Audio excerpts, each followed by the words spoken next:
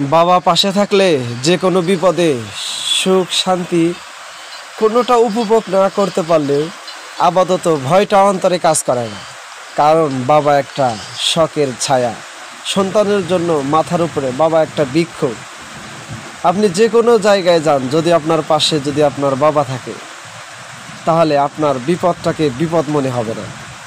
কারণ যত ঝড় তুফানি যাক, বাবা সন্তানের পাশে থাকতে কোনো বিপদই সন্তানের উপরে বিরাজ করতে পারবে না। তাই লেখকরাও বলেন, সাহিত্যিকরাও বলেন যে বাবা একটা বৃক্ষ।